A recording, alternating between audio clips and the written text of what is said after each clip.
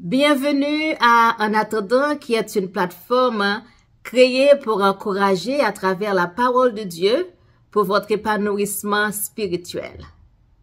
Si vous ne l'avez pas fait, je vous prie de vous abonner à la chaîne. Je m'appelle Nirva. Je vais vous parler des 4 mesures à prendre quand vous êtes égaré loin de Dieu.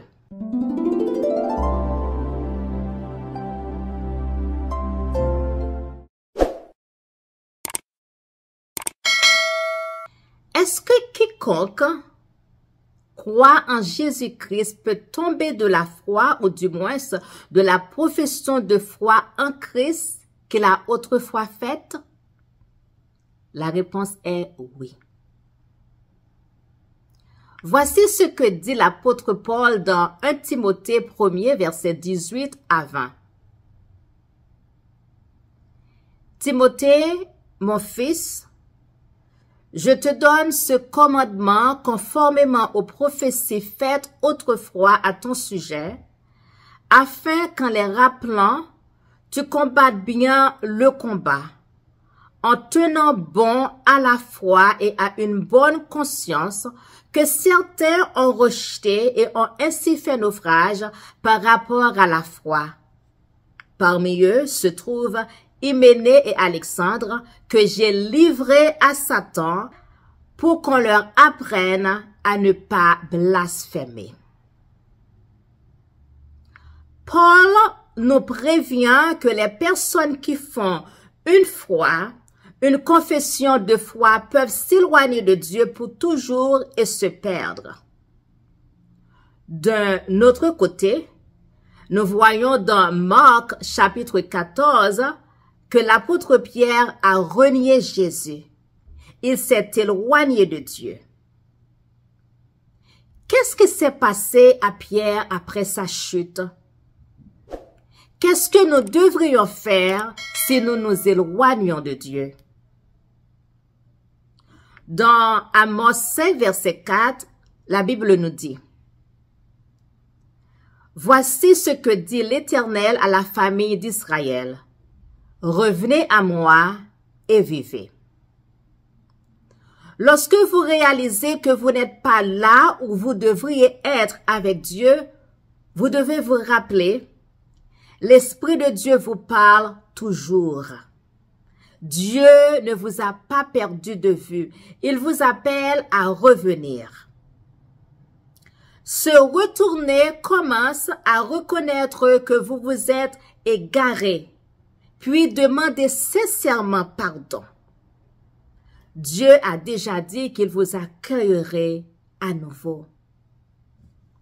Dans Romains 3, versets 23 et 24, nous lisons: « Tout le monde a péché. Nous ne répondons pas tous aux normes glorieuses de Dieu. Pourtant, Dieu, dans sa grâce, nous rend gratuitement justes à ses yeux. Il l'a fait par l'intermédiaire de Jésus-Christ lorsqu'il nous a libérés du châtiment de nos péchés. Satan utilise la vérité sur votre condition pour vous asservir. Dieu, quant à lui, utilise la vérité sur votre condition pour vous éclairer. Voici ce que Satan dit. Oui, vous êtes un pécheur. Il n'y a aucun espoir pour vous. Par contre, Dieu, dans son amour, dit: oui, vous êtes un pécheur, mais j'ai pris soin de votre péché. Ayez confiance en ce que mon Fils a fait pour vous sur la croix. La Bible nous dit dans le psaume 32, verset 5, « Finalement, je t'ai confessé tous mes péchés et j'ai arrêté d'essayer de cacher ma culpabilité. Je me suis dit, je confesserai ma rébellion au Seigneur et tu m'as pardonné. Toute ma culpabilité est partie. » Cela vous arrivera comme à presque tout le monde de temps en temps. vous réalisez soudain que vous êtes plus éloigné de Dieu que vous ne devriez l'être. Cela vous inquiète. Peut-être que ça vous fait peur. N'ignorez pas cet avertissement interne. Découvrez ce qui s'est passé. Avez-vous simplement négligé votre relation avec Dieu?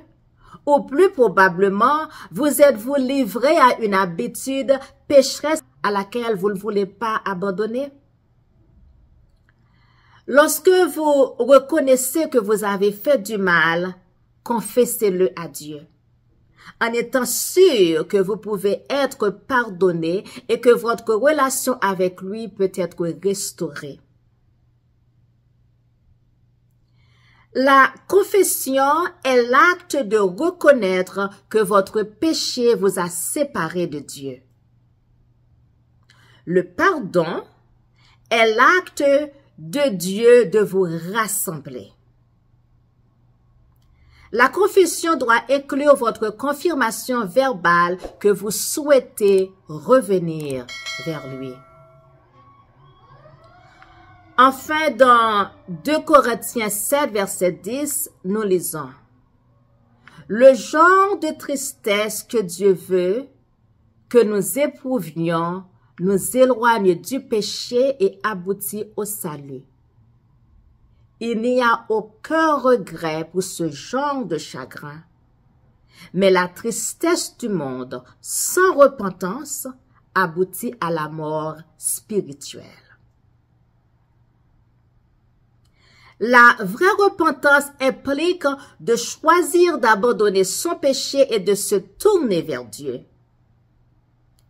Une nouvelle vie avec Dieu en Christ commence lorsque vous vous repentez et faites confiance à Jésus comme votre sauveur. La repentance renouvelle également cette vie chaque fois que vous vous égarez.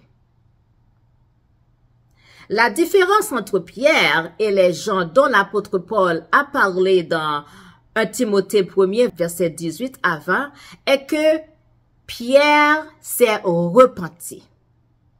Il a été restauré une fois qu'il a admis sa chute et s'est repenti.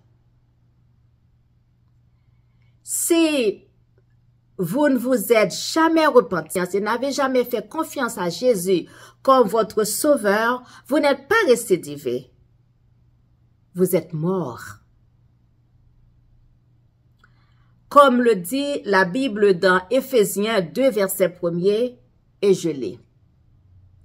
Quant à vous, vous étiez morts à cause de vos transgressions et de vos péchés. Vous savez que Jésus est votre sauveur, mais vous avez erré ou plongé dans le péché. Il est temps de vous confesser, de vous repentir et d'accepter le pardon qu'il offre. Alors prions. Père, je viens devant toi brisé, car j'ai péché contre toi. J'ai péché en sachant que ce que je faisais était mal, mais j'ai pourtant choisi de le faire. Pour t'avoir désobéi, pour t'avoir déshonoré, Père, je te demande pardon. Lave-moi, restaure mon âme et aide-moi à ne plus succomber à la tentation. Au nom de Jésus, je prie. Amen. Que Dieu vous bénisse et à la prochaine.